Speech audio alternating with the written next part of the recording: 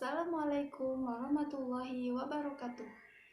Saya Mudrikatul Hima dari Fakultas Tarbiyah dan Keguruan, Prodi Pendidikan Agama Islam, Universitas Islam Negeri Sultan Taha Saifuddin Jambi. Baiklah, di sini saya akan menjelaskan materi dari mata perkuliahan pendalaman materi akidah akhlak di madrasah dengan judul konsep beriman kepada Rasul-Rasul Allah dengan dosen pembimbing kita yaitu Bapak Heru Setiawan MPDI. Baiklah, di sini saya akan menjelaskan poin pertama yaitu pengertian dari beriman kepada Rasul.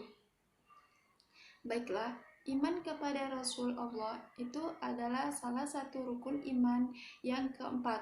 Oleh karena itu, kita sebagai umat Islam ataupun umat muslim harus meyakini dengan sepenuh hati bahwasanya Allah itu telah mengutus rasul-rasulnya kepada umat manusia pada setiap zaman untuk mengarahkan manusia itu ke jalan yang lebih benar, agar manusia itu tidak salah arah dalam mensucikan, mengagungkan, dan juga menyembah kepada Allah Subhanahu wa Ta'ala.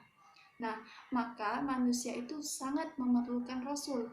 Nah, para Rasul Allah ini mendapatkan tugas dari Allah Subhanahu wa Ta'ala untuk membimbing kita manusia dalam kehidupannya agar tidak tersesat. Nah, pengertian Rasul dan Nabi itu berbeda, yang mana Rasul itu adalah manusia pilihan yang diberikan wahyu oleh Allah Subhanahu wa Ta'ala untuk dirinya sendiri dan juga mempunyai kewajiban untuk menyampaikan kepada umatnya. Nah, sedangkan pengertian dari Nabi itu adalah manusia pilihan yang diberikan wahyu oleh Allah Subhanahu wa Ta'ala untuk dirinya sendiri, tetapi tidak wajib untuk menyampaikan kepada umatnya. Dengan demikian, seorang rasul itu sudah pasti nabi, tetapi nabi itu belum tentu rasul. Nah, walaupun demikian, dengan perbedaan pengertian, kita sebagai manusia itu sangat wajib meyakini keduanya.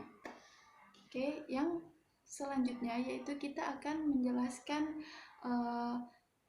sifat-sifat Nabi dan Rasul.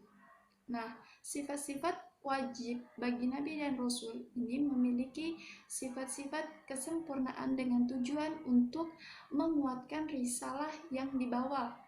Nah, maka Allah itu telah menganugerahkan kepada mereka 4 sifat kesempurnaan bagi Nabi dan Rasul.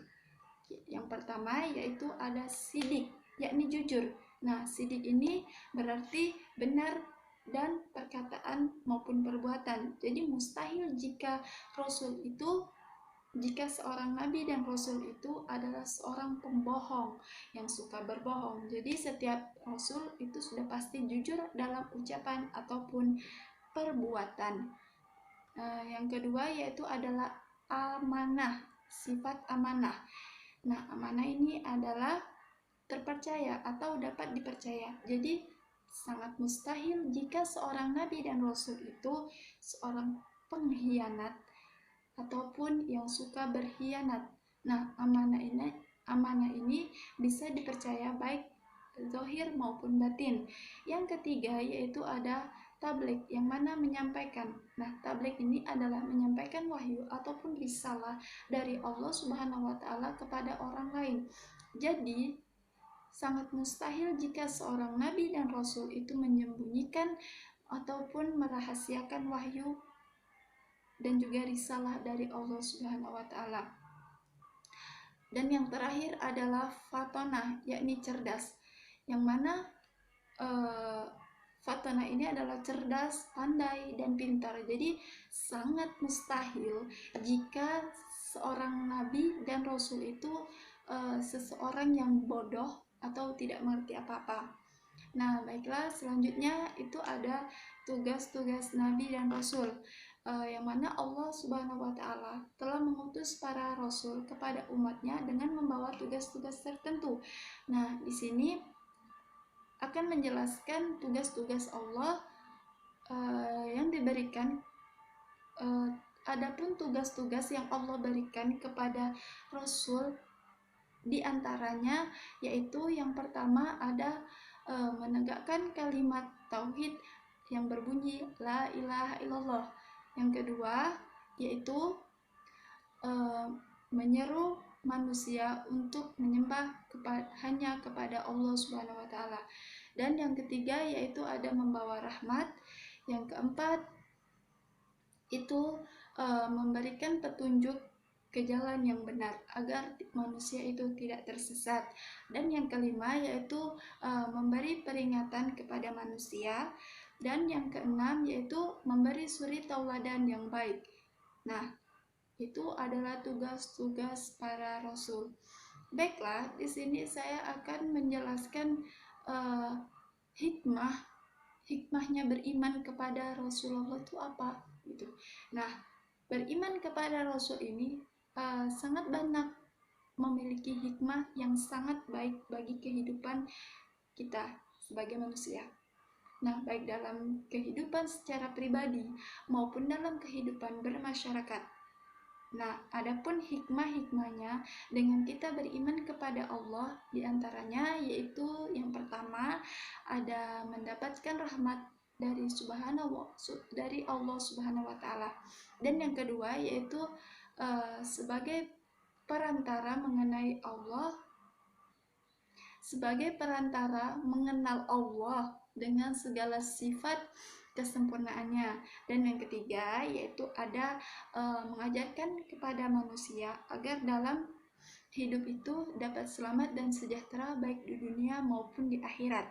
Dan yang keempat adalah memberikan petunjuk dan juga suri tauladan sehingga akan mudah diterapkan dalam kehidupan kita sehari-hari. Dan yang kelima itu ada memberikan bimbingan kepada manusia agar menjadi manusia yang bertakwa kepada Allah Subhanahu wa taala. Dan yang keenam yaitu ada kita dapat membedakan antara mana yang baik dan mana yang benar, mana yang buruk, mana yang benar. Terus yang ketujuh yaitu ada sebagai prioritas untuk mencapai kebenaran yang hakiki, karena mendapat petunjuk dari Allah Subhanahu wa taala itu dan menjadi tahu tentang hakikatnya dirinya sendiri, sehingga akan bertambah keimanan kita kepada Allah Subhanahu wa taala dan juga kepada Rasul Allah. Terus yang terakhir yaitu ada kita mengetahui adanya kehidupan ini sesudah mati. Baiklah, penjelasan yang terakhir itu ada akidah manusia terhadap Rasul. Perlu kita ketahui Rasul itu adalah orang yang diberi wahyu berupa syariat yang dipertahankan untuk menyampaikan kepada kaumnya. Nah, adapun Rasul yang pertama yaitu ada Nuh alaihissalam, dan Rasul yang paling akhir adalah Muhammad SAW.